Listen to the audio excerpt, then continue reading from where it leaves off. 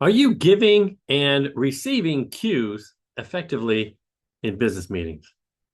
I was just coaching a client the other morning and he asked me an interesting question. He said, I'm a sales leader and one of my team members is on a call with a customer. I'm there, but I'm never sure how much I should check in, interrupt, or try to help when I want to establish him as the chief point of contact and the leader for that customer. I said, well, if you're in a conference room together, personally, there's more cues to pick up on.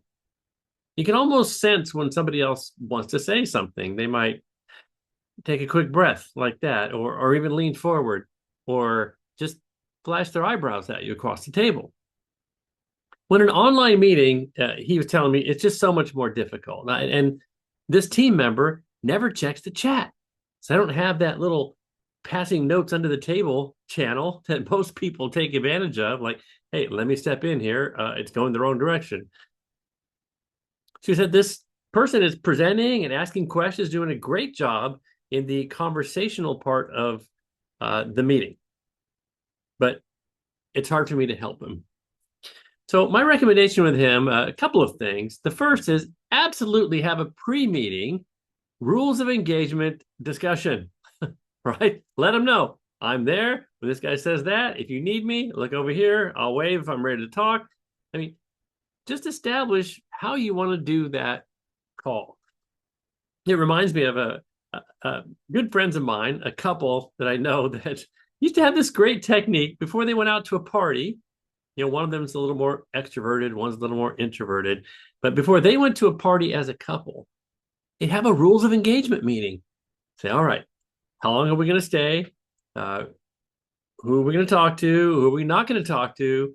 How do you know when I want to leave? Right? And they just agree on all these things before they went.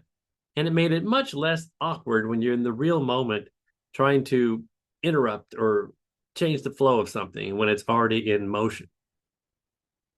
So that was my first bit of advice. Just talk about the rules of engagement, a couple of minutes. It'll make a world of difference when you get on stage. The second thing was if someone's not picking up your cues and you want to interrupt, but you don't want to sound rude. I know some people not only miss your cue, but they never take a breath.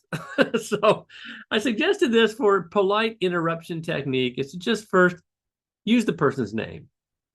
Wait for a little gap in the action or a little breath and just say, Derek?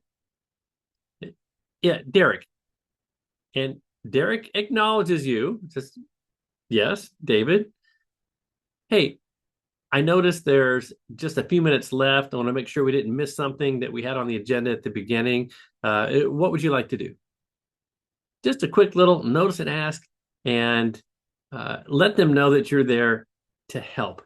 Sometimes that'll snap them out of their whatever other flow they were in. And watch for the cues of the person you're presenting to. That will always tell you how you're doing.